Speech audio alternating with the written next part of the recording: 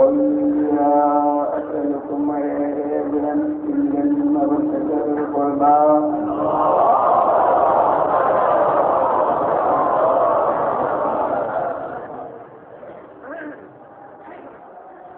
خالق كريمة پیغمبر حضرت خاتم الانبیاء محمد مصطفیٰ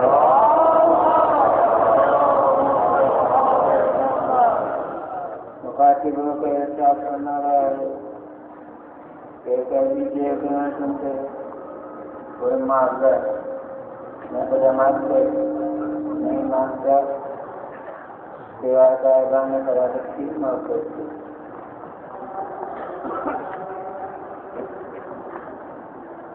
میں نے کیا ضروری ہے درمیان میں املا آ گیا ہے.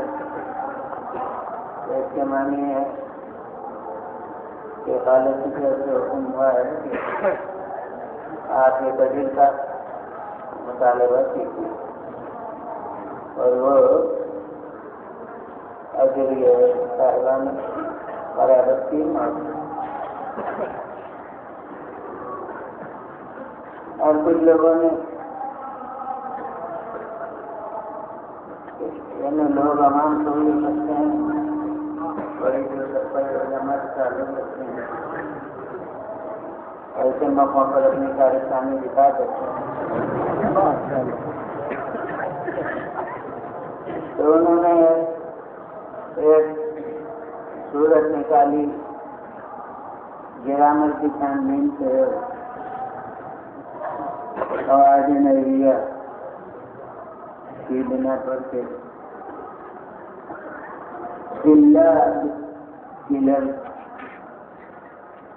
دو قسم کی ہوتی ہے. اللہ استثناء کے لیے ہوتا ہے. استثناء دو قسم کا ہوتا ہے. ایک استثناء متصل اور ایک استثناء منقطع. استثناء متصل تو یہی ہوتا ہے کہ عام حکم ہے اور کوئی چیز اس میں داخل تھی اور اللہ کے ذریعے سے اسے خارج کر دیا گیا اور جنون سے نکال دیا گیا. کوئی الہ نہیں اور کوئی الہ میں اللہ بھی داخل ہے کہ اللہ نے آ کر اللہ کو اس نبی کے دائرے سے باہر کر دیا. ایسے معنی ہے اس کا ثبوت ہو گیا. اسی طرح نہ کرنا کا ہم نے بھیجے ہی نہیں تو اب اس میں بالکل ہی نفی تھی اور حیثیت سے بھیجنے کی نفی تھی. اس میں سے اللہ نے آ کر بتایا کہ نہیں رحمتاً للعالمین بنا کر بھیجے گئے ہیں. تو رحمتاً للعالمین والی حیثیت کا استثناء اس نبی سے یہ تو ہوتا ہے استثناء متصل اور ایک ہوتا ہے استثناء منقطع. تو استثناء منقطع میں لفظ اس میں داخلی نہیں ہوتی. وہ اس سے پہلے ہی ایک الگ چیز ہوتی ہے اور بعد میں اس کو ذکر کر دیا جاتا ہے اللہ کے بعد. کیونکہ اللہ کے معنی یہ نہیں ہوتے کہ اس دائرے میں کوئی کمی کی جائے اور اس کے اندر سے کسی چیز کو خارج کیا جائے.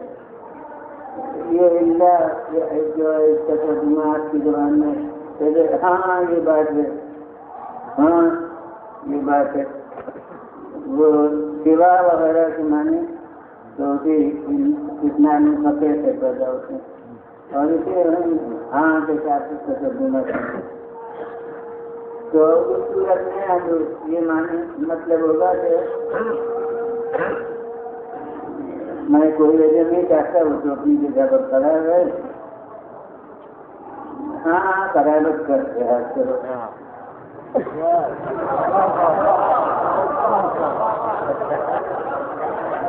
اب ابھی موقع کس نے قرابت کیا. ہاں قرابت لحاظ کرو، رحمت کا ویاپار کرو. تو اب یہاں کہہ کے بات سمجھی گئی ہے، یہ نہیں ہے کہ یہ اجر ہے. اجر کا ثبوت جو ہوتا ہے وہ بات باقی نہیں رہی. یہ اس کوشش کا معنی چلے گا.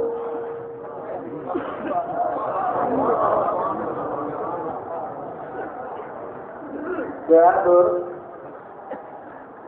اس کی مثالیں میں بھی دوں گا. اتنا ہی پتہ ہے کہ وہ ہاں کے بعد جو کہی جائے گا وہ پہلے اس سے بالکل غیر متعلق تو نہیں ہو سکتی.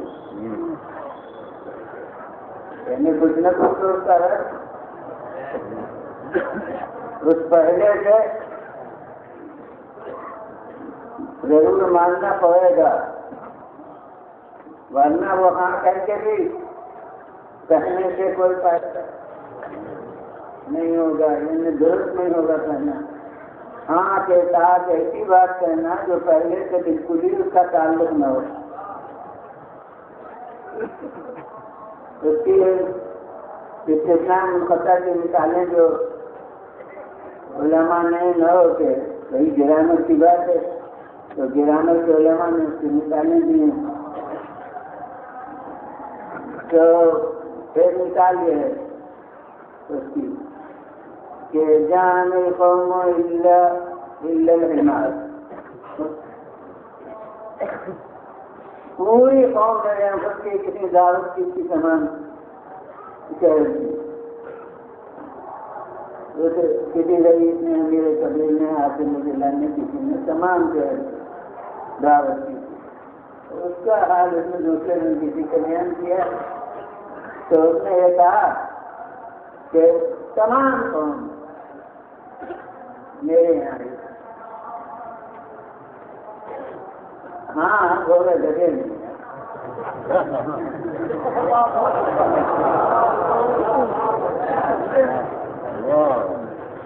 تو اس کا یعنی گھوڑے جگہ قوم میں داخل ہی نہیں ہے. تو ایک ایسی چیز کو کہا کہ جو پہلے قوم کے اندر وہ تھی نہیں. یہ ایک مثال اس کی ہے. اور یہ اللہ کے ساتھ ہے. اور اللہ کے علاوہ دوسری ترتیبوں سے بھی یہی مفہوم اللہ کا جن جن غرضوں سے ادا ہوتا ہے اس میں بھی اس کی مثالیں اور بھی پیش ہیں. تو دیکھیے کہ تمام قوم آئی. اب آنے ہی کے ذکر میں یہ ہے کہ گھوڑے گلے تو پھر بھی وہ بات ہے انہیں وہ نہیں آئے. یعنی جو بات پہلے تھی آئے وہ گھوڑے گدھوں کو کہہ دیا گیا نہیں آئے. اس سے میں زور پہلے کرانے میں پیدا کرنا ہوتا ہے کہ قوم تو پوری آ گئی.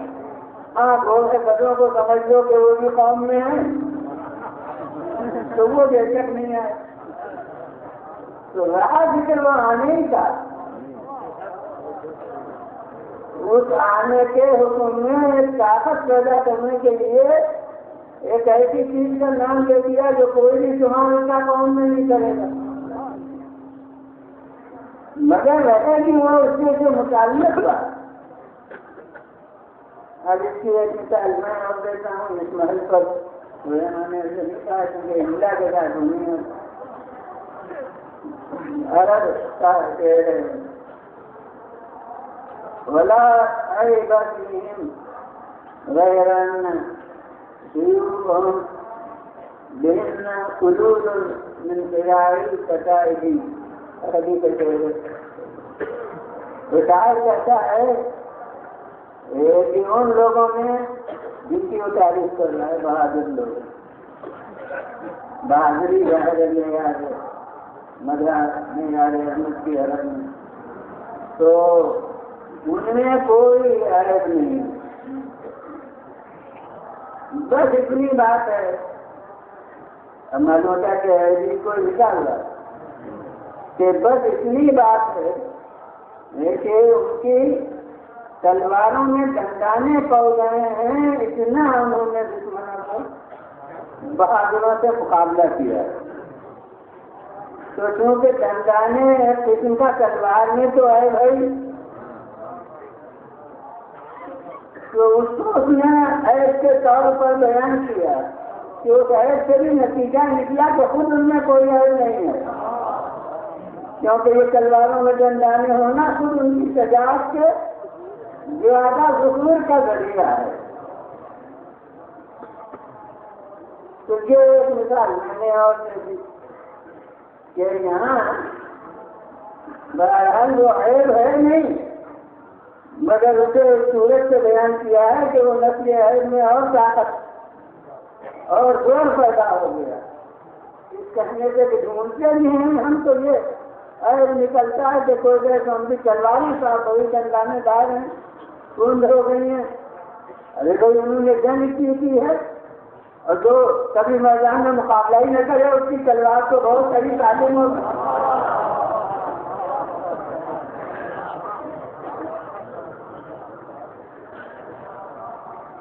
مگر یہ دیکھیے کہ وہ ہے اس کے متعلق ہی بات، وہ ہاں کہہ کے کوئی ایسی چیز نہیں کہی جا سکتی جس کا پہلے سے کوئی جوڑ نہ ہو۔ اب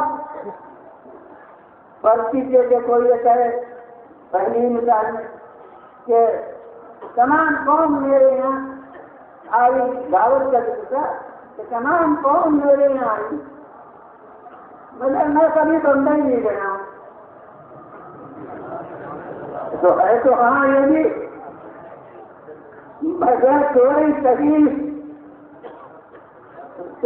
طور سے کلام کرنے والا اس کو صحیح سمجھے گا، اس لیے کہ آخر کبھی اس سے پہلے متعلق ہو گیا، کوئی رب اس سے نہیں رہا، وہ کہتا کہ اس شعر میں کہ ان میں کوئی عیب نہیں ہے، مگر یہ کہ کھلا شہر کے آدمی جو ہیں وہ بہت ہی اچھے چاہے ہیں، تو بتائیے کہ ان کی اس میں کوئی عیب نہیں ہے، اس سے دوسرے شہر کے آدمیوں کے شاعر ہونے سے کیا واسطہ؟ تو اب یہ باتیں آپ کو سب سرے جیسے قابل مدرسہ سمجھا بہت سے لوگوں کے لوگوں پر ہنسی دیا گئی، اور تو اب ایسی چیز جو عام کلام میں جو غیر متناسب ہو، کیا کلام الہی میں معاذ اللہ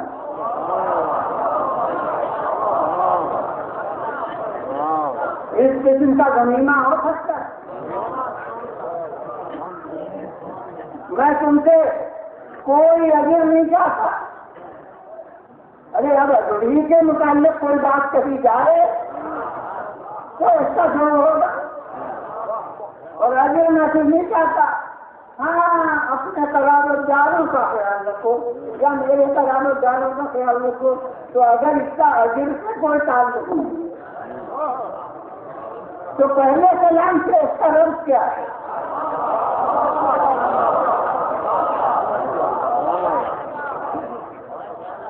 معلوم ہوتا ہے کہ بس کسی بات کے نہ ماننے کی کوشش ہے،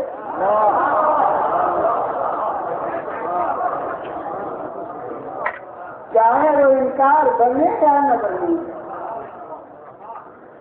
کچھ نہ کچھ وجہ انکار بنانا ہے۔ اور اب آئیے میں قرآن مجید سے پوچھوں کہ پیغمبر نے اجر مانگا ہے یا نہیں؟ اس توضیح کا خلاصہ طریقہ کہ اجر مانگا ہی نہیں۔ اب اگر قرآن کہے کہ اجر مانگا ہے تو پھر تو آپ مانیے کہ یہ اللہ ایسی ہے جو اللہ میں ہے، جو مار کر ماتا کے ساتھ ہے، یہ وہی ذریعہ ہے، کوئی دوسرا نہیں۔ اب قرآن کی آیت میں بہت دیکھیے خدا کہتا ہے کہ اجر مانگا ہے نہیں، اور معلوم ہوتا ہے کہ جو لوگوں کے ذہن میں اعتراضات تھے کہ یہ اجر مانگنا خلاف کام ہے، ان کا جواب جیسا قرآن نے دیا ہے دوسری آیت میں، اور وہ آیت حافظان قرآن کو تو یاد ہونا چاہیے، اور اب میرے کہنے سے یاد کر لیں۔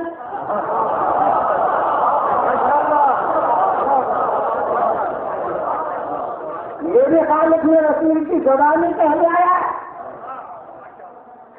وہ کیا ہے کہ ماں سألتکم من اجر فہو لکم، ارے میں نے جو اجر مانگا ہے وہ تو تمہارے ہی لیے ہے۔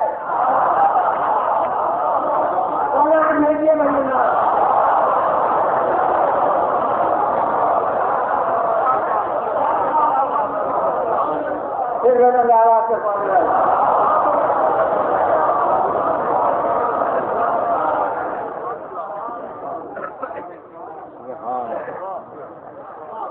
اب کوئی ناظر آنکھ یاد کر کے دیکھ لے کہ قرآن میں یاد ہے یا نہیں،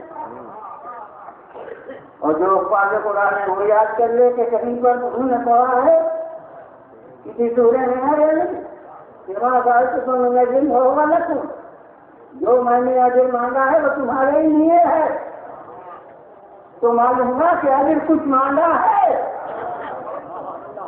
ورنہ یہ کہنے کے معنی چاہتے۔ اب جب کچھ اجر مانگا ہے تو وہ کس آیت میں مانگا ہے، یا کوئی دوسرا کوئی آیت کو ہے، یا اللہ کا حکم بولے واقعی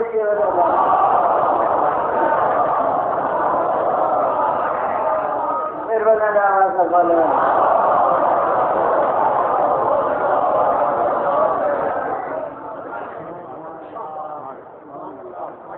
اب اس آیت سے ایک آیت کو ملا کر نتیجہ نکالیے۔ یہ ایک آیت نے فیصلہ کر دیا کہ اللہ منقطع نہیں ہے اور وسیلی ہے، اور وہ حقیقت سے ثبوت کی وجہ اس سے معلوم ہوتا ہے کہ اجر مانگا ہے۔ اور اس آیت میں کیا تھا؟ اب وہ آیت کہہ رہی ہے کہ میں تم سے کوئی اجر نہیں مانگتا، سیوا صاحبان قرابت کی محبت سے۔ اور یہ آیت کیا کہہ رہی ہے؟ یہ آیت کہہ رہی ہے کہ جو میں نے اجر مانگا ہے وہ تمہارے ہی لیے ہے، یعنی نہ اپنے فائدے کے لیے نہ اپنے صاحبان قرابت کے فائدے کے لیے، اور نہ کے لیے بدل رہا۔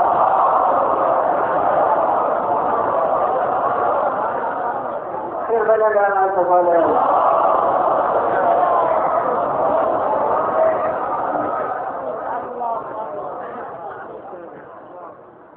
اس سے میرا فائدہ ہے تو محبت کرو تو مجھے کوئی نفع نہیں ہوگا، تو محبت نہ کرو تو مجھے کوئی نقصان نہ ہوگا۔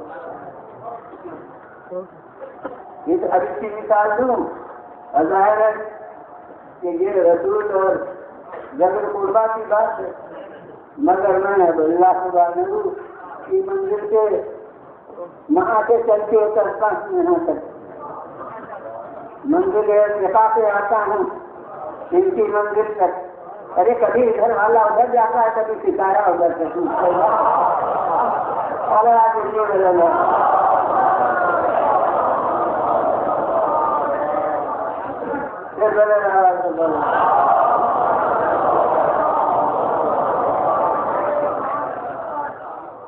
وہ قرآن میں بھی کہہ رہا ہے، کبھی انشاءاللہ یہ آیت پر کلام بنے گی اور مساکر مجیدیں جب اس سلسلے میں ہوگی تک کہ ذکر فإن الذکرى تنفع المؤمنین۔ یاد دہانی کرتے رہیے کہ یاد دہانی ہے اہل ایمان کے فائدے کا باعث ہے۔ تو اب جس چیز کی رسول نے یاد دہانی کی ہے وہ ان کے فائدے کے لیے نہیں ہے جن کی یاد دلائی جا رہی ہے، اہل ایمان کے فائدے کے لیے۔ تو سب سے مقدم یاد اللہ کی، انہوں نے اللہ کی یاد طرح طرح سے دلائی، یاد الہی کو جزوے حیات بنا دیا۔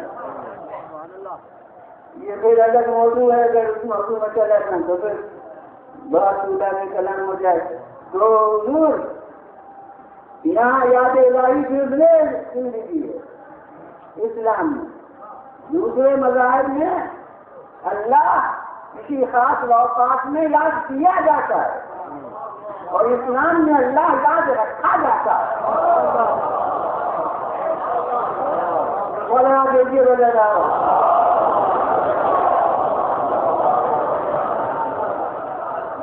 تو پھر بدل آواز سے بولنا.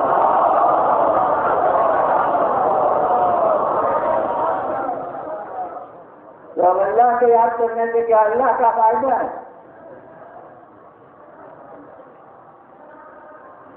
کوئی بندہ اللہ کا نہیں تصور کرے گا کہ اس کے یاد کرنے سے اس کا فائدہ ہے. دین آدمی مطلب کا ایک دن کہہ چکا ہوں کہ دنیا مل کر سب سجود ہو جائے تو اس کے جاؤ جلال میں ذرہ بھر اضافہ نہیں اور تمام دنیا مل کے منکر ہو جائے تو اس کے جلال جبروت میں ذرہ بھر کمی نہیں. تو اسے یاد کرنا ہے تو اس کے فائدے کے لیے نہیں, بندوں کے فائدے کے لیے.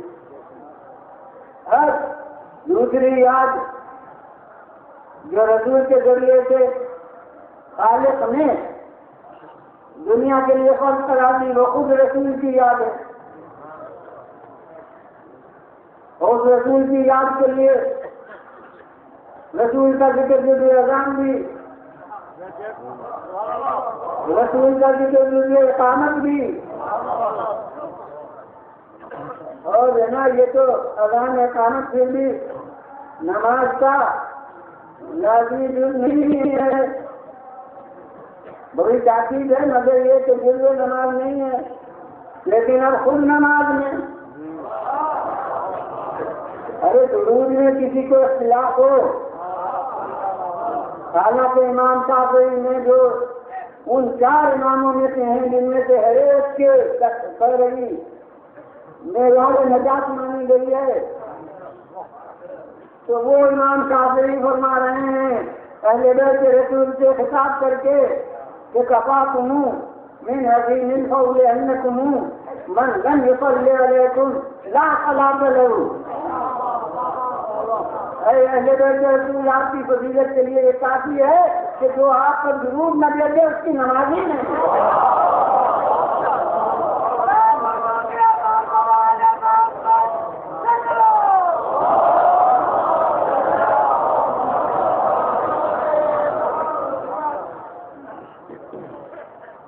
خیر کے لیے کوئی مطلب ہے خیال درود کو درود سمجھے, لیکن وہ درود سے پہلے وہ جو تشہد ہے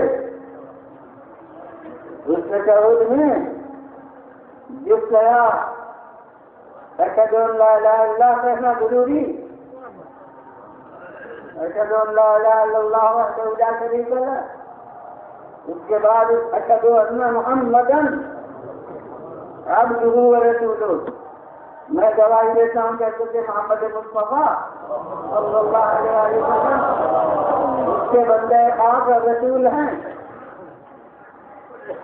تو ہر صاحب ایمان جو کہوں, ہر دعوے دار ایمان مسلمان, اور بغیر دعویٰ ایمان کے اسلام ہوتا ہی نہیں ہے. تو جو مسلمان ہے وہ یہ فیصلہ کر سکتا ہے کہ کیا یہ تصور اسلام میں گنجائش رکھتا ہے کہ رسول نے اپنے نام کو جزو نماز بنا دیا.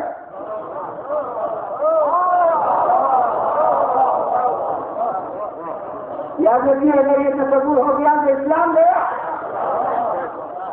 کسی فرقے کا نظر نہیں, وہ بالکل کسی فرقہ اسلامی نے اس کی جگہ نہیں. تو ماننا پڑے گا کہ رسول کی یاد سے اس نے جزو نماز بنایا, تو اب اس کے کیا رسول کو فائدہ پہنچانا تھا.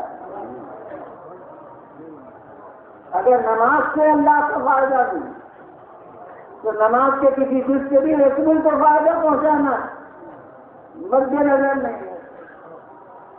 جس طرح نماز سے نمازی کو فائدہ ہے اسی طرح وہ تشہد پڑھے گا تو اس کی نماز صحیح ہوگی, اس کا نماز میں شمار ہوگا, رسول کا کوئی نقصان نہیں ہوگا.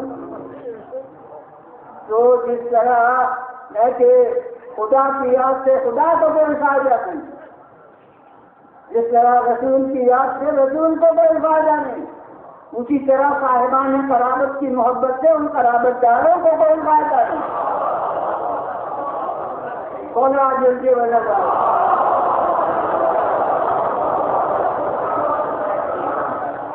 پھر بولے دعوت تو پڑے.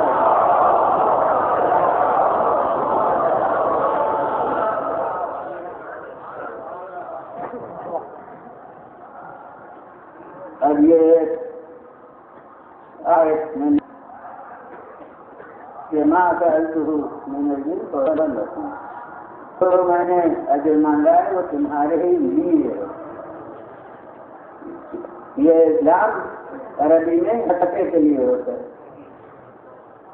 یعنی اہل بیت کے نفع کے لیے نہیں ہے, ذوی القربیٰ کے نفع کے لیے نہیں, تمہارے ہی نفع کے فائدے کے لیے. مگر اب یہ ابھی غور طلب ہے کہ یہ فائدہ کون سا ہے. اہل بیت کے رسول کو رکھیں گے تو تمہارا بھی فائدہ ہے. اب اہل بیت کے رسول کو رکھنے سے ہمارا فائدہ کیا ہے؟ کیا دولت مند بہت ہو جائیں گے؟ کسان مشاہرہ ہے کہ اہل بیت کے دوست زیادہ تر پریشان حال ہے.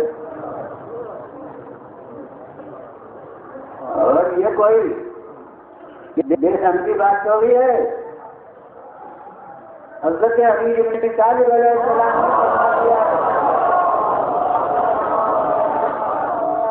کہ من کان من شیعتنا فلیتخذ من الفقر جلدہ, جو ہمارے دوستوں میں محسوب ہونا چاہے اسے تیار ہو جانا چاہیے فقیری کا لباس پہننے سے.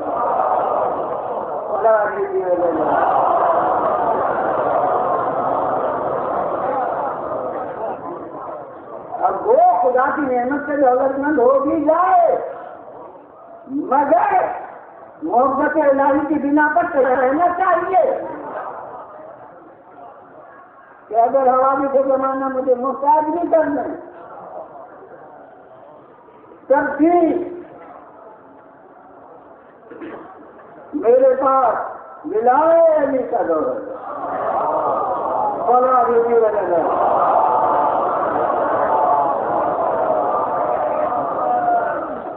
اور اس کے لیے مجھے یاد آ گیا مجھے امام جعفر صادق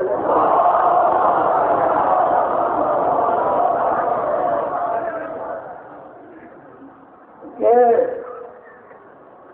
درستان اہل بیت علیہ السلام کے شخص کو پہلے ہی کہ اتنا بلند نظر نہیں ہوتا, یدی حضرات اس کو بلند نظر پہ بنا کے رکھتے ہیں. تو ایک دن اس نے ارے جب ہمارے ڈاکٹر اقبال نے اللہ کا شکوا کر دیا تو وہ بیچارہ اگر شکوا کر رہا تھا, اس نے ایمان کی بارگاہ میں گویا ایک طرح کا شکوا کیا کہ حضور جتنے ہیں آپ کے دوست ہیں سب فقر و فاقے میں مبتلا ہیں, آپ نے اچھا تم بھی فقر و فاقے میں بہت گرفتار ہو. ایسی اب کیا بتائیں کیا ہے, اور خود اپنے اوپر گزر رہی تھی جنیتوں سے ایک ساتھ ہوا تھا تو کیا بتائیں کیا ہے فقر و فاقے. آپ نے فرمایا میں سمجھتا ہوں بڑے دولت مند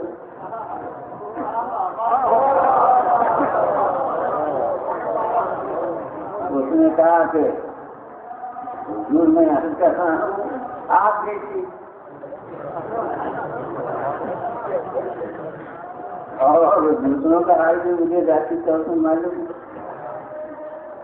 آپ نے میں نہیں سوچ نہیں رہے ہو،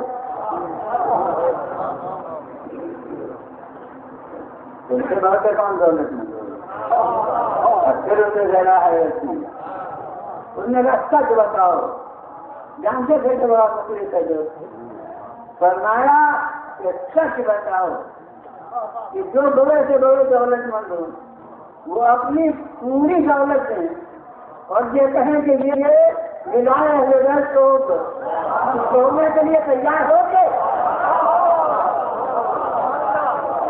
حضور کتنی بھی دولت ہو کر ٹھکرا دیں گا.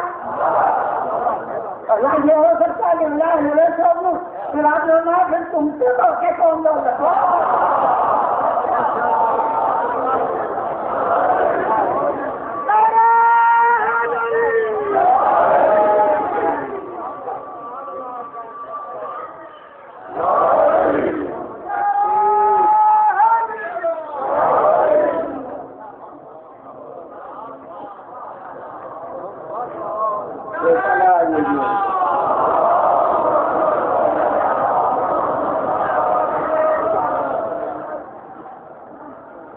یہ تہوار سے وہ حقیقت چل رہا تھا کہ خالد نے شاہ سے فرما دیا کہ جو میں نے اجر مانگا رسول کی زبان سے لائے کہ جو اجر مانگا ہے تمہارے لیے، تمہارے فائدے کے لیے.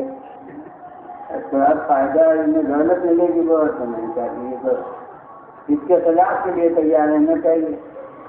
وہ مل جائے کہ دولت تو اللہ کی نعمت ہے، مگر یہ کہ دولت کو ضلع کے مقابلے میں کوئی چیز نہ سمجھے.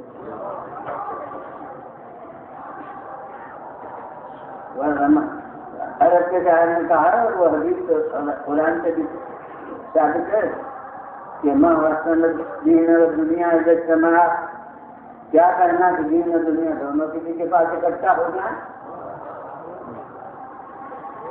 تو اسلام دین رحبانیت تو ہے کہ یہاں دین اس وقت تک نہ ملے جب تک دنیا کو بالکل چھوڑ نہ دو. یہ تو رحبانیت کے دین کا نظام ہو سکتا ہے، اسلام کا نظام یہ نہیں.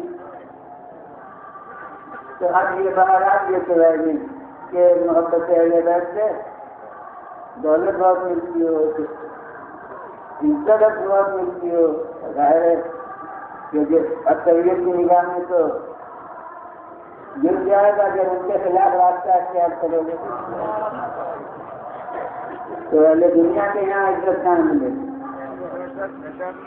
کوئی شہرت ہو تو ہاں ان کے نزدیک تو ہم گویا بدنامی کا مرکز ہے. تو اگر بدنامی والی شہرت ہے تو ہو سکتی، لیکن جب دنیا اس کی قدریں نہیں جانتی، اس محنت کی، تو وہ کیوں شہرت نیک اپنے درمیان دے گی. معلومات تمہارے لیے ہے، ابھی یہ مبہم بات ہے، ہم سوچ نہیں سکتے کہ ہمارے لیے ہے کہ آخر کیا فائدہ ہوگا. تو اب دوسری جگہ وہ فائدہ بتایا ہے قرآن.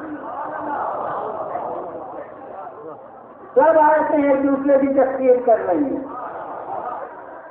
وہاں کہا کہ سوا مودت قربا کے اور کچھ نہیں چاہتا.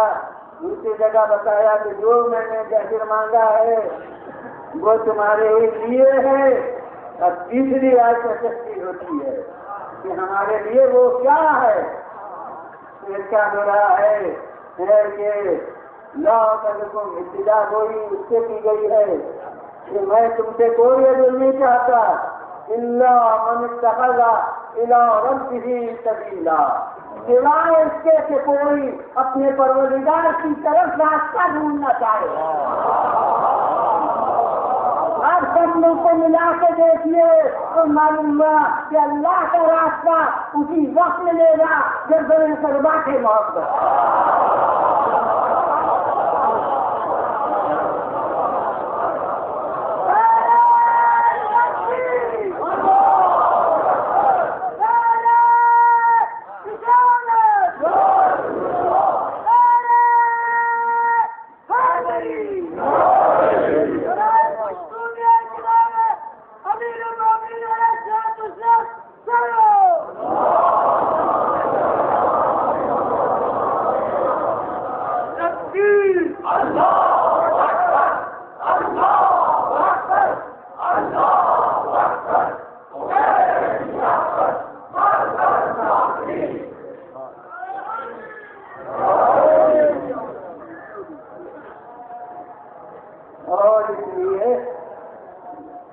تمام بحثیں برائے بحث ہیں، ورنہ ضمیر اسلامی میں یہ راست ہے کہ یہی ضرور قربا ہے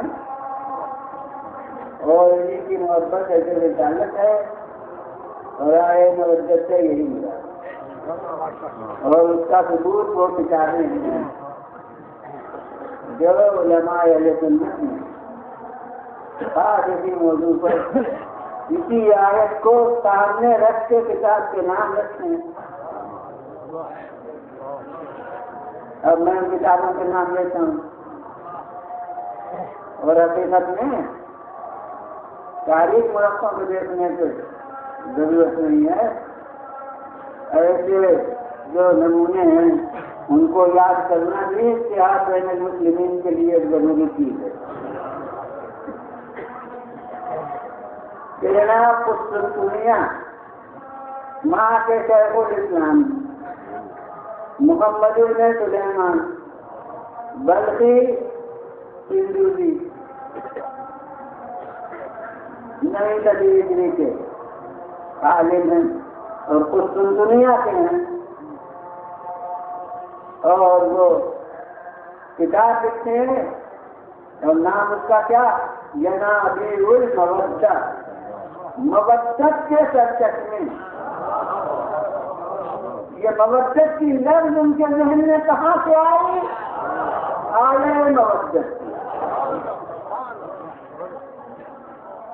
چنانچہ انہی ذوی القربیٰ کے فضائل میں کتاب ہے اور نام اس کا یہی ہے ینابیع المودہ۔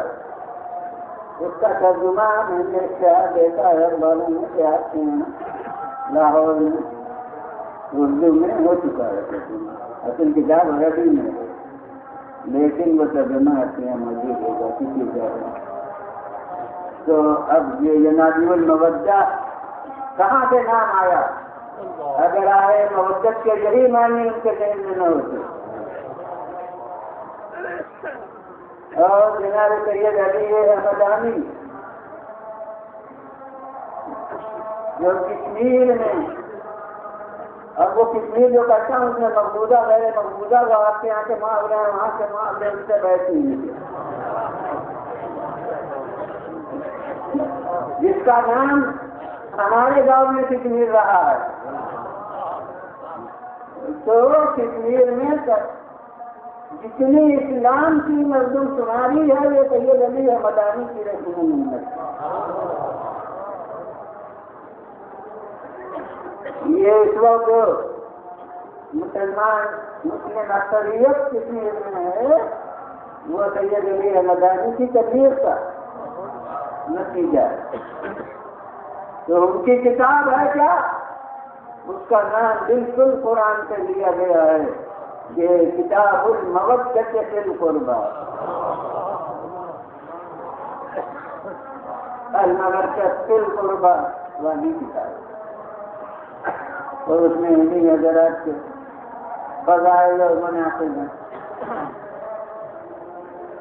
اور اب وہ جدید دور میں مجھے نہیں معلوم اس کا ترجمہ یا کرا، لیکن وہ علامہ حائری کے والد بزرگوار مولانا ابو القاسم، انہوں نے اس کا ترجمہ اور شرح فارسی میں اپنے دور میں کی تھی اور وہ لاہور میں کبھی تھی، وہ میں دیکھ چکا ہوں۔ تو وہ بھی لاہور میں اس کا ترجمہ اور شرح فارسی زبان میں علامہ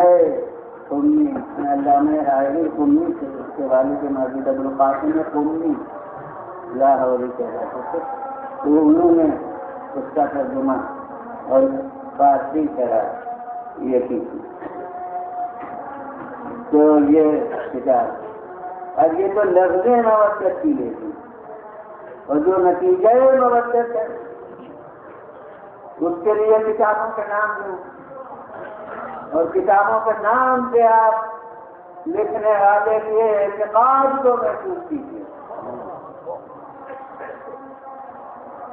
کہ ہمارے یہاں فرنگی ماہی مرکز رہا ہے، اور فرنگی محل کے صاحب ملا محمد مبین جن کی کتاب منصف کی طرح سنن ملا مبین نے تو اپنے داخلے نصاب درس رہی ہے منصف تو وہ ملا مبین نے فرنگی محل لی وہ تقریباً 300 صفحے کی اس کی کتاب ہے اور اس کا نام سنیے گا مناقب پنچمن پاک میں ہے اور اس کا نام ہے وسیلۃ النجات۔ اب یہ آیت سامنے ہے کہ الا من اتخذ الی ربہ سبیلا، بس ان کو محبت کرو تاکہ اللہ کی طرف جانے کا راستہ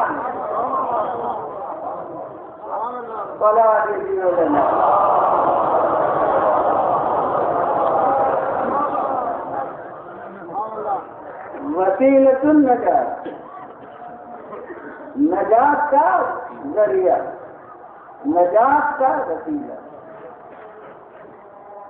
اور حافظ محب الدین طبری، اور یہ حافظ وہ حافظ قرآن کے معنی میں نہیں تھا بلکہ یہ علم حدیث کی اصطلاح تھی جس کو 30,000 حدیثیں میں متنفرد یاد ہوں، وہ حافظ کہلاتے تھے۔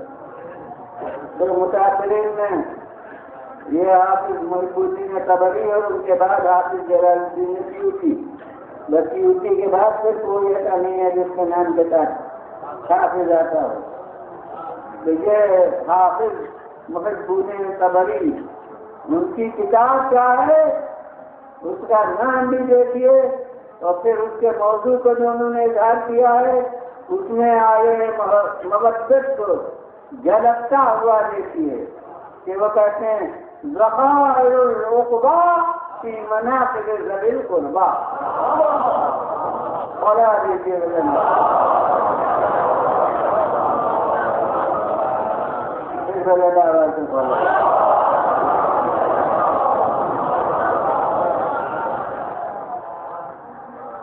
اور علامہ عبد القادر عجیب شافعی جو یمن کے عالم تھے، ان کی کتاب ہے، جتنی عربی اردو افراد جانتے ہیں کہ ذخیرۃ المعال فی مناقب الآل، ذخیرۃ المعال، معال یعنی انجام، تو انجام کے لیے ذخیرہ، وہاں کا ذخیرہ اسی گھر پر ملتا ہے، وہ ادھر ادھر کہیں نہیں ملے۔ تو ذخیرۃ المعال کی مناقب الآل، جس کا حوالہ وہ سجدے کے بیان میں 11 محرم کو جو سجدہ میں نے کسی مجلس میں کیا وہاں میں نے حوالہ دیا تھا، علامہ عبد القادر عجیلی شافعی کی کتاب ہے یہ ذخیرۃ المعال فی مناقب الآل۔ تو ان ناموں سے آپ محسوس کر سکتے ہیں کہ لکھنے والے کا اعتقاد کیا ہے اور لکھنے والا آئے مودت کی کس تفسیر کا قائل ہے اور وہ ذوی القربا کنہیں سمجھتا ہے۔ یہ تمام مناظر ان کتابوں سے نمایاں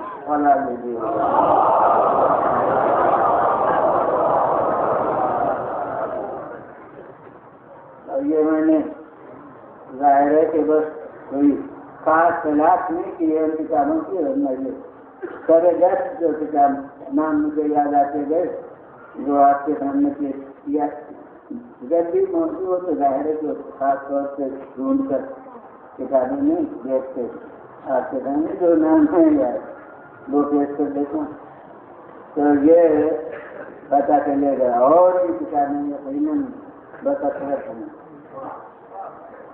اور پھر ذوی القربا میں بعض میں اتار پیدا کی، یعنی بعض میں تنظیم پاک کے آرام لکھے، اور انہی میں سے بعض وہ ہیں کہ جنہوں نے تمام 12 امام کے نام اور ان کے حالات پوری کتابیں، جس میں علامہ محمد ابن طلحہ شافعی ہے، ان کی کتاب ہے مطالب السعود فی مناقب آل رسول، اس میں 12 امام کے ہے اور علامہ ابن صباغ مالکی ان کی کتاب ہے الفصول المهمہ فی معرفت الائمہ، اور وہ ائمہ کون تھے؟ 12 امام۔ تو یہ تو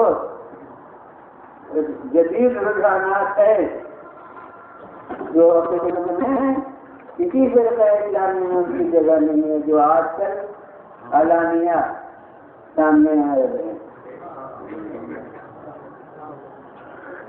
ورنہ ابھی تک میں نے رد دیا نے کتاب سوال ہے کا، لیکن اس میں بھی 12 امام کیا تھا۔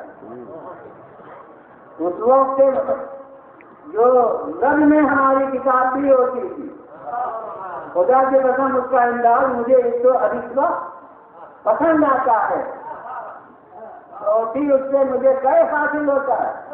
اس وقت میں جو ہماری رد میں کتابیں ہوتی تھیں وہ بھی اس وقت سے ہوتی تھی کہ کیا تمہیں محض اللہ رکھو، ہم بھی محض اللہ رکھو۔ دیکھو ہمیں بھی ان 12 امام کے مزار سے جتنے یاد ہیں اتنے معلوم ہے، تو خدا کی پسند یہ وہ بارگاہیں ہیں کہ جہاں پروانوں کی کثرت ہمیں ناگوار نہیں ہوتی، اور آگے یہ وجہ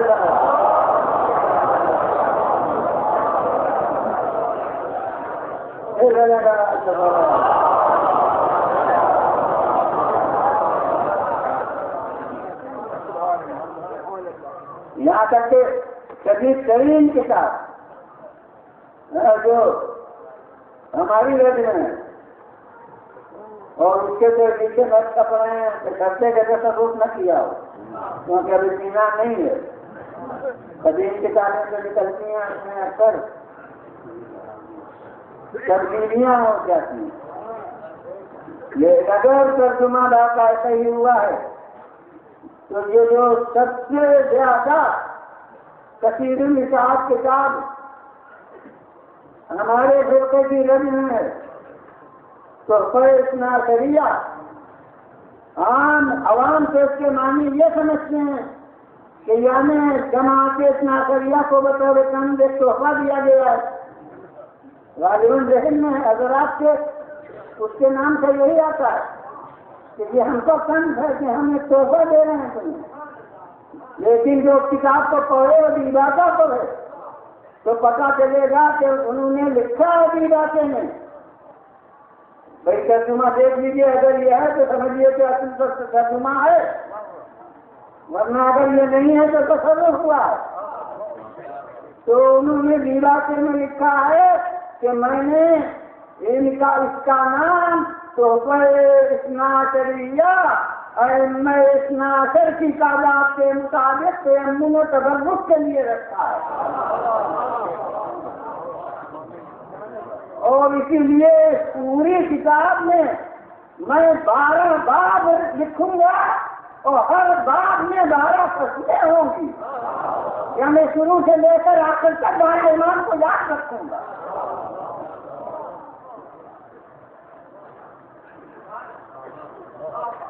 سلف سے جو مخالف سیرت حضرات کتابیں میں لکھتے تھے ان کا انداز یہی تھا کہ اہل بیت کے دامن کو چھوڑنا نہیں چاہتے،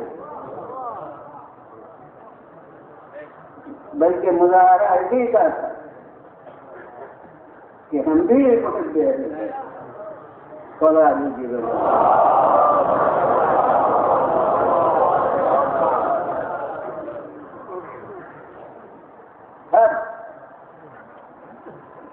یہ آئے میں جو میں نے پڑھی تو اب اس کے بعد تو آئے موجود کا مفہوم بہت زیادہ تھا، اور اب جو چیز کا لفظ کر رہا تھا کہ وہ جب قرآن نے کہا ہے کہ یہ تمہارے لیے ہے اور تمہارے لیے اللہ تک پہنچنے کا ذریعہ ہے، تو اب کیا رسول کا فرض نہیں ہے؟ رسول کا کام ہے برائے نجات بچانا، رسول کا کام ہے اللہ کی طرف دعوت دینا.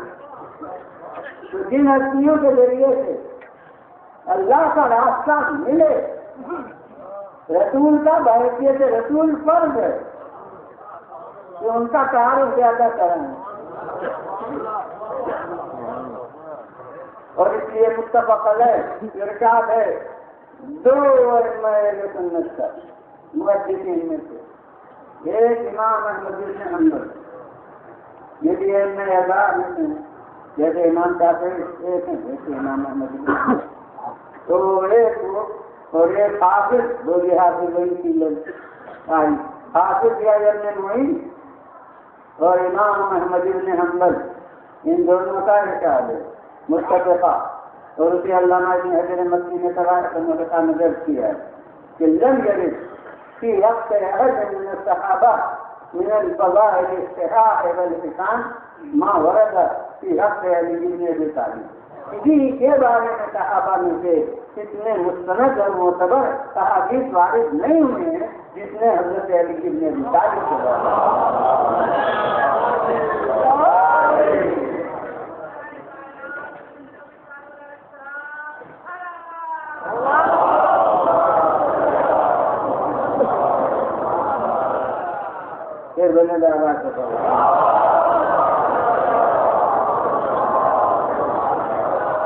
مگر وجہ سے غریبی ہے کہ اسی کثرت فضائل سے بعض حضرات نے اس کے کمزور ہونے کی دلیل قرار دی ہے عجیب منطق ہے، کیونکہ بہت زیادہ فضائل میں اس کے معنی ہیں کہ اس کی حیثیت نہیں، اور وہ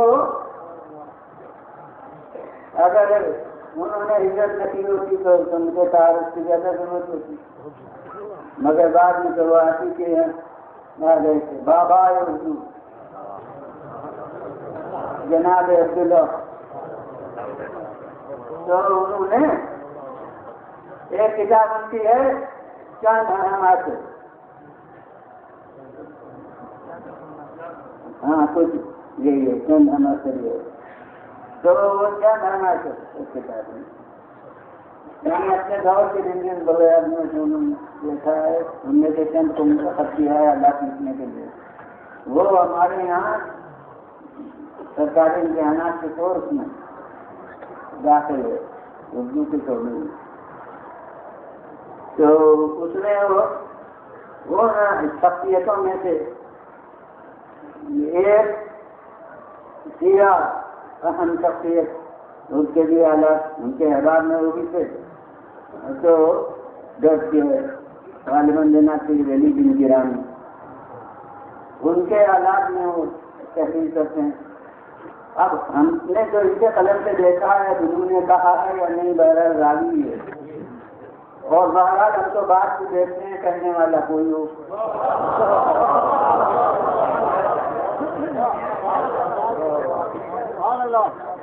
تو انہوں نے لکھا ہے اسی کتاب میں چندن اسی طرح کے ذرا سے فرق میں نام ہو سکتا ہے، تو اس میں تحریر کرتے ہیں من صاحب کے متعلق. دیکھیے وہ کیا تھے مگر بہت انصاف پسند تھے، یہی کہ آپ ایک بار محسوس کریں گے.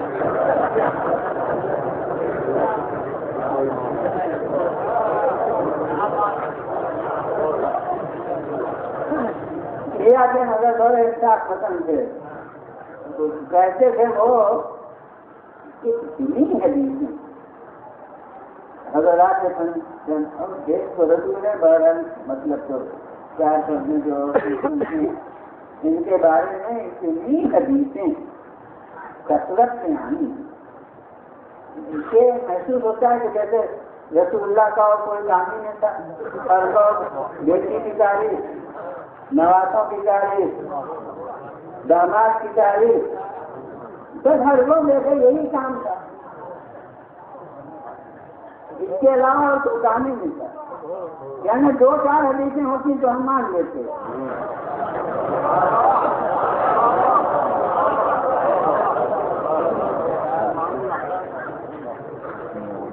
اور اتنی کثرت سے حدیثیں ہیں کہ ذہن قبول نہیں کرتا کہ بس اور جیسے اور کوئی کام ہی نہیں.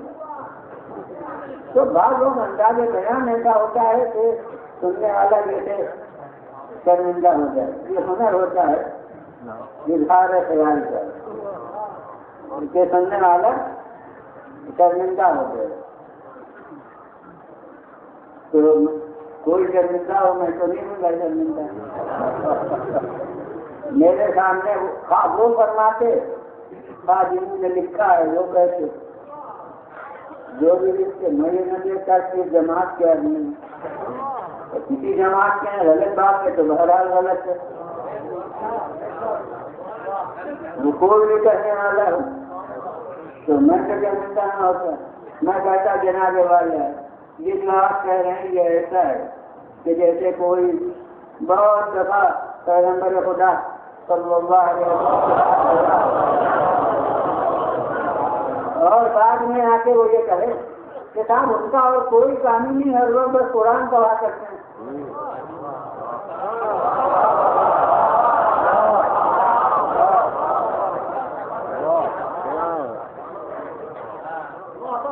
ہر لوگ دیکھنے کے قرآن پڑھا کرتے ہیں, ان کا ذریعے اس کے سوا کوئی کام ہی نہیں. بتائیے شرمندہ ہو جانا چاہیے.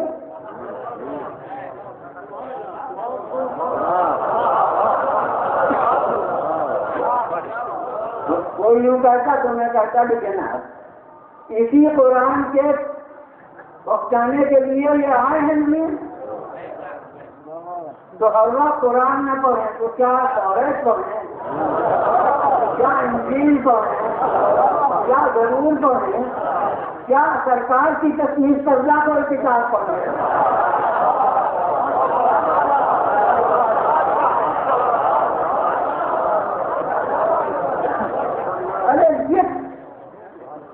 قرآن کے پہنچانے کے لیے آتے ہیں وہی کام ہر وقت کرتے ہیں. تو بس جیسے وہاں میں نے کاروبار شرمندہ نہیں ہوں ویسے ہی میں کہتا ہوں کہ یار کا سوال ویسے ہی ہے. ہر وقت قرآن پڑھا کرتے ہیں اسی کتاب کے لیے یہ بھیجے گئے ہیں پڑھنے کے لیے. تو آج ہر وقت ان کی باتیں بیان کرتے ہیں. کتاب کی جو تعلیم ہے اس سے زیادہ حسین مرکب کوئی ہوتے ہیں.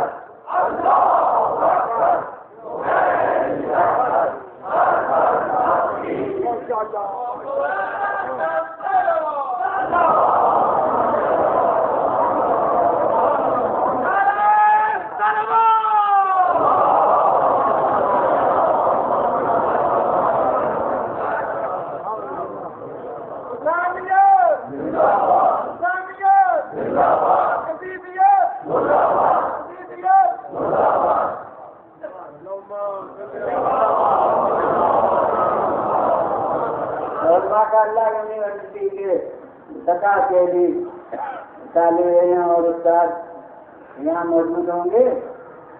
آج کل تو فن تعلیم بھی ایک علم ہو گیا ہے. اس کے لیے طالب ہیں اس کے امتحانات خاص ہوتے ہیں جہاں معلم تیار کیے جاتے ہیں, تعلیم دینا سکھایا جاتا ہے. تو تعلیم کو علم ہے. تو اس کی ایک بات ہے کہ یہ بہت تازہ یہ تحقیق ہے. اور اب دادا کے معنی آج کے دور میں 20-30 برس کی بھی ہو تو وہ تازی ہے. تو یہ تازہ تصور ہے کہ تعلیم کے 2 طریقے ہوتے ہیں. ایک براہ راست تعلیم بابا یہ بھی لگتے ہاتھ یاد کر لیجیے. ایک براہ راست تعلیم ایک بغیر راہ راست تعلیم.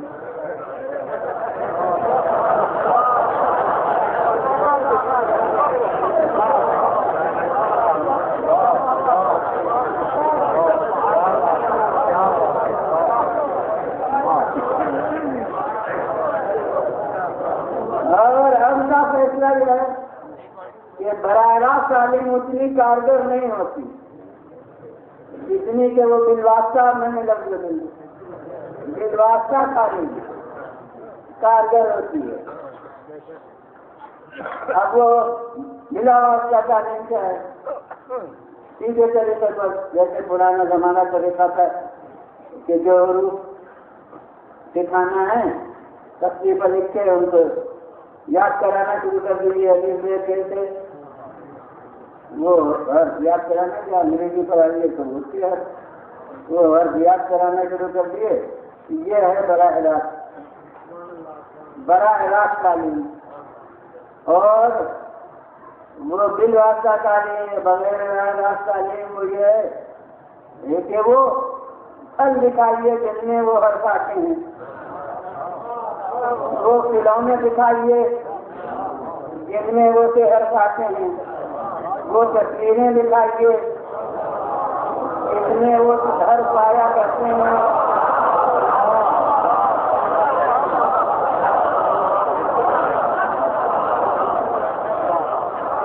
یہ ہے جو راستہ تعلیم. انہیں بچہ سمجھے گا کہ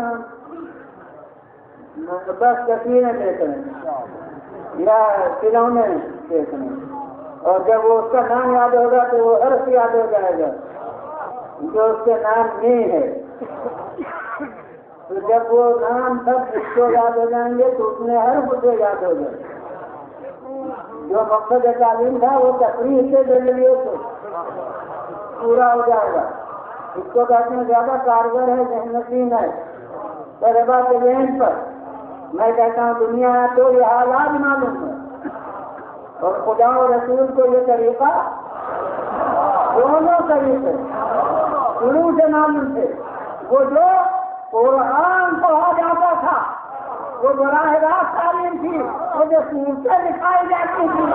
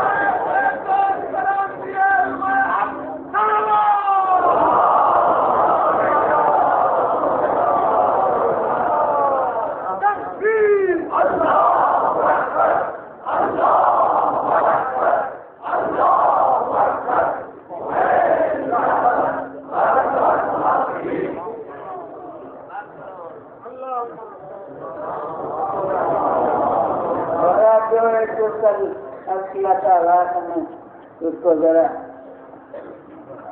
مزید تقریر کے تعلق کرتا ہوں کہ آج یہ رسمیاں جو تھیں جن کی ایک حیثیت رسول سے قرابت کی تھی اور ایک حیثیت یہ کرتی اللہ سے قربت کیسی ہے, انہیں اللہ کی تذکرات کا دکھانے والے یہ تھے اور تعلیمات اسلام کا مرقع یہ تھے. اس لیے اللہ کو مخصوص تھا ان کے فضائل کا بیان ہونا, اللہ کو مخصوص تھا ان کی محبت کی تبلیغ کرنا. تو اب ایک رسول کے افعال بحیثیت محبت ہیں قرابت, اور ایک رسول کے افعال بحیثیت اس رشتے کے جو اللہ کے ساتھ انتا ہے ہمیں یہ دونوں حیثیتیں رسول کے افعال میں نظر آتی ہیں. اس کے چند فوائد پیش کیے ہیں. اور اب دنیا والے جیسے کہتے تھے جس کے لیے آگے تک تعلیمیں ڈھونڈی جاتی ہیں اور آیتوں کے معنی میں یوں کہوں کہ دل میں آزمائی کی جاتی ہے.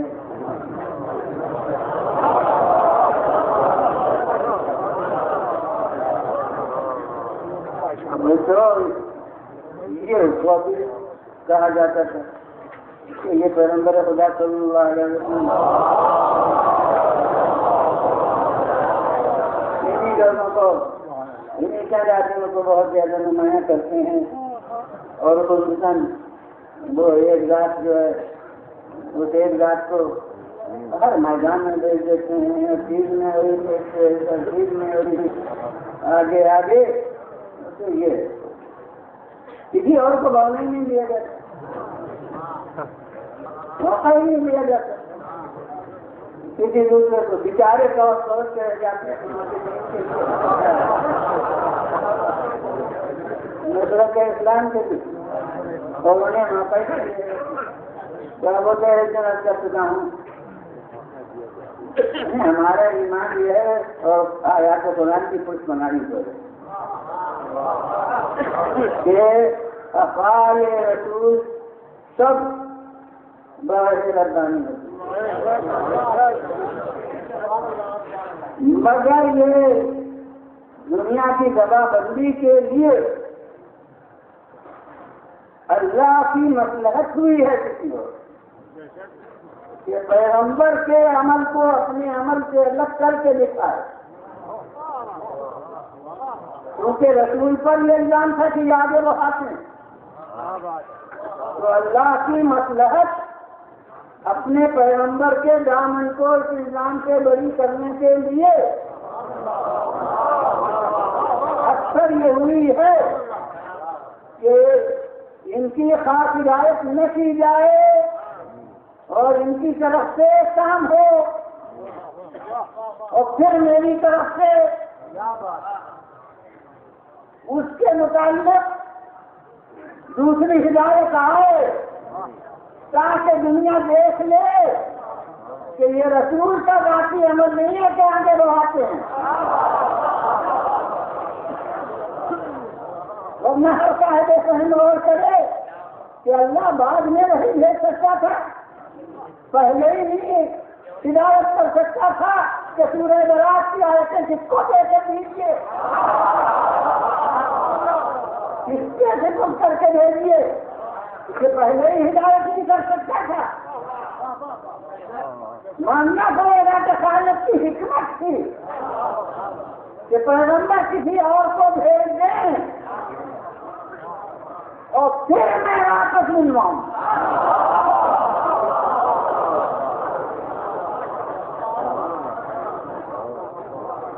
ورنہ معاذ اللہ خالق بے خبر رہا کہ وہاں وہ بھیجیں گے تو قبر سے جبریل کیوں نہ آ گئے؟ قبر سے جبریل آ جاتے تو پتہ نہ چلتا رسول کے عقل کا. یہ خود نہیں بخل کرتے.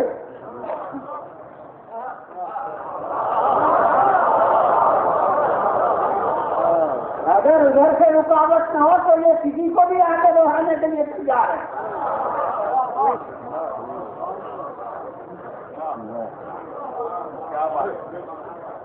لہذا ادھر سے شکوا زیادہ ہو سکتا تھا اسے پیغمبر نے بھیج دیا. کیا مجھے کوئی ہدایت اس کے بارے میں نہیں دی ہے تو میں نے بھیجے دیتا اور بے ضرور بات ہے ایسی جا کے پہنچانا. مگر کیا کیا جائے کہ جبرائیل امین اتنے متفق علیہ حدیث امام نسائی بھی سیاہ خطہ کے مصنفین میں سے ہیں. ان کی مستقل کتاب رفقائے سے علیہ اور اس نے اس کو کئی طرف سے جاری کیا ہے کہ جبرائیل امین آئے اور رسول سے فرمائے کہ لا یبلغھا الا انت اور رجل منک، کہ آپ نے کسی اور کو کیوں بھیج دیا سوا آپ سے، یا کوئی ایسا جو آپ کا جت ہو.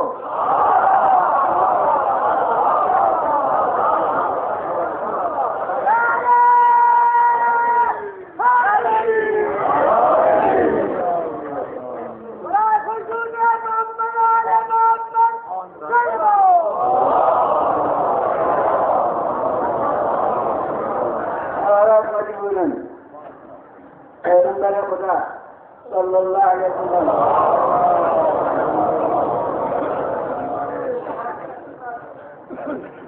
کہلواتے ہیں اور واپس بلواتے ہیں اور آئے اس کے ثبوت کرتے ہیں جو ان کا دل ہے.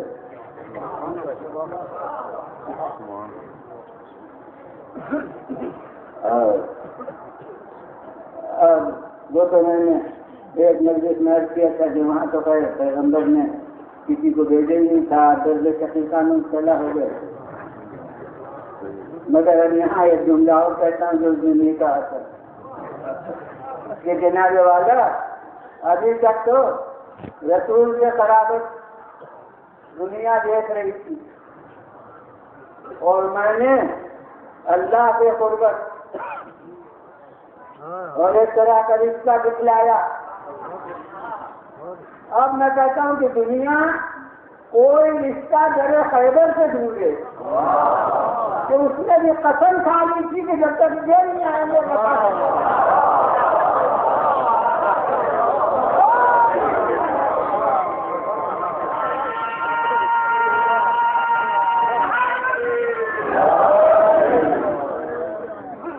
اور اب اسے تفصیل سے نیت کرنا ہے.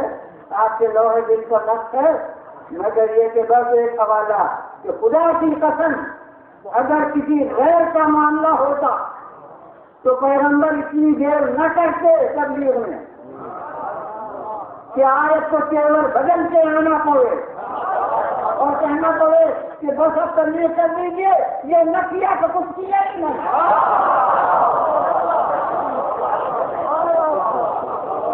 کھولا دیتی رہے گا.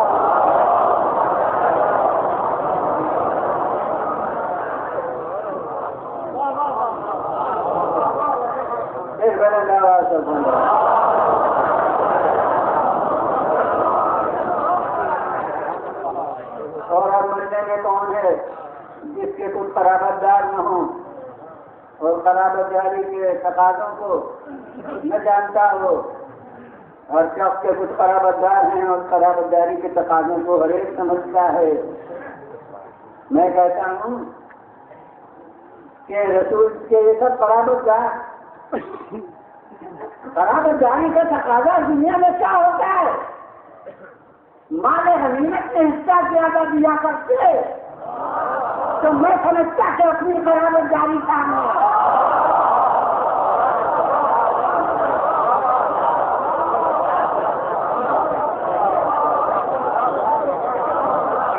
یہ قرابت داری کا نیا تقاضا ہے کہ ہر جگہ موت کے منہ لینی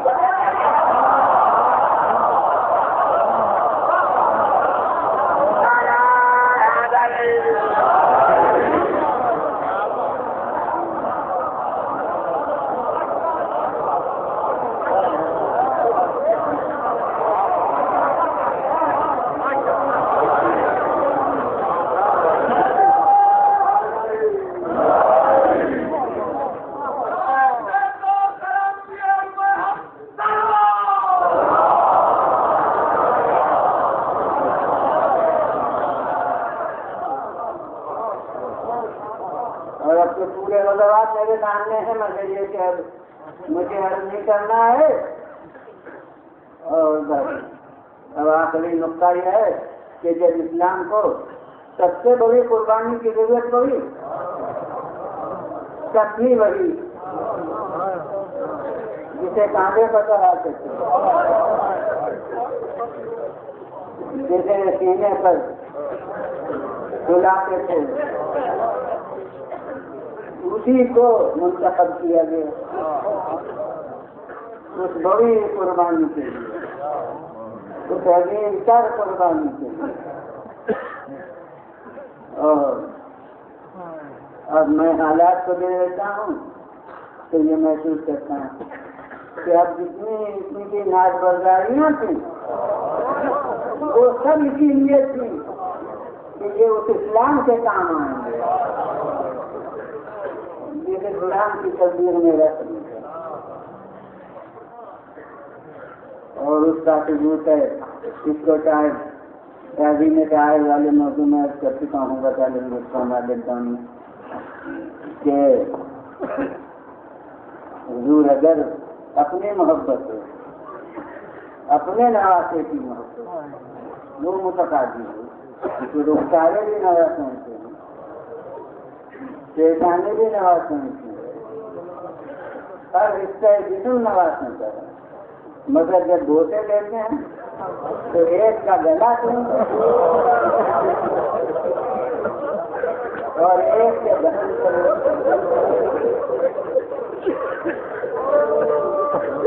اور جب دریافت کیا جاتا ہے تو فرماتے ہیں کہ ہاں اس کے دہن کے بوسے اس لیے لیتا ہے تو جان ہے اس دہن سے مستقل ہے، اور اس کے گلے کے بوسے اس لیے لیتا ہے کہ خنجر قاتل اس گلے سے مستقل ہے۔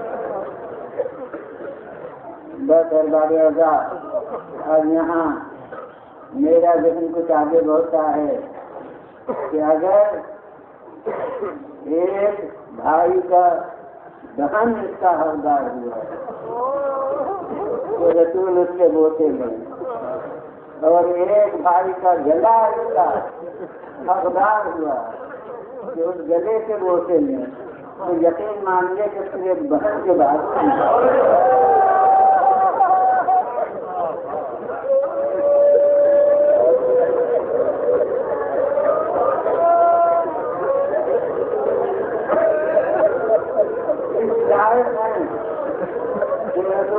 بوسے میں اور یہ واقعہ ہم کو ایک بڑے دلزور موقع سننے میں آیا۔ وہ موقع کب ہے جب ابو الفضل عباس رخصت کے لیے لینے میں آئے، اور اس لیے میں یہ کہتا ہوں کہ یہ آئی ایسا ہے کہ ان کے جانے سے مولا کی کمر ٹوٹی اور رحمت کا پھر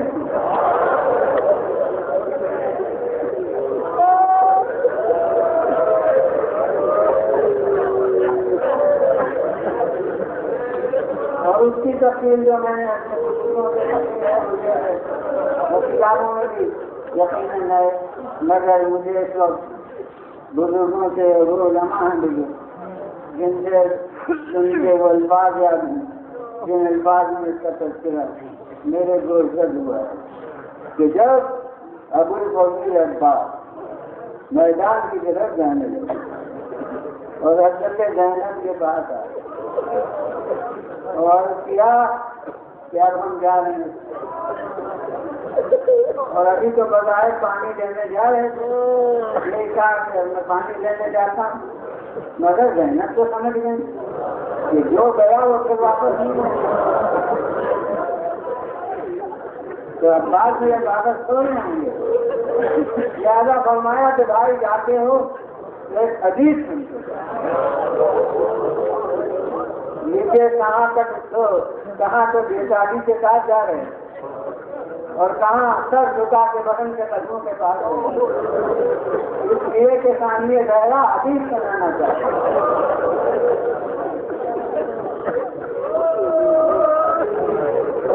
بھائی سنو، ایک دفعہ بچپن میں بابا کی گود میں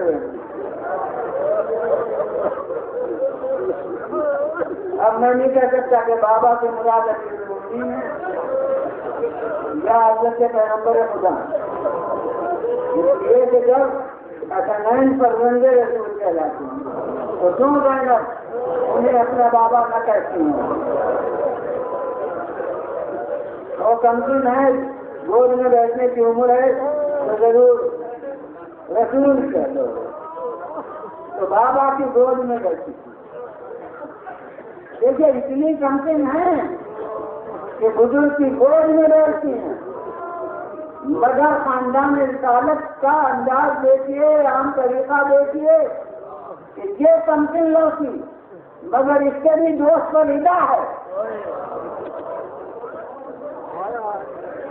اور وہ دوسرے رہ گیا ہے کہ کہتی ہے کہ بابا کی گود میں بیٹھی، ایک دفعہ رضا میرے کاندھے سے ہٹ گئی،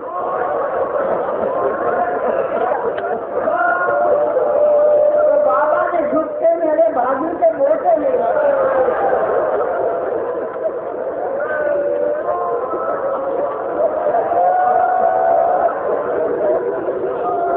فرماتی ہے کھڑی ہو گئی، میں کہا بابا یہ آپ نے آج کیا کیا؟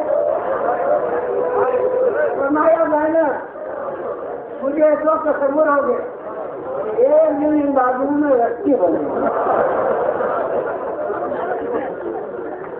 حضرت زینب فرماتی ہیں کہ عباس اس وقت نہ سمجھتے تھے، جب گوئی ہوئی اور گھر بھاجیوں سے بھر گیا،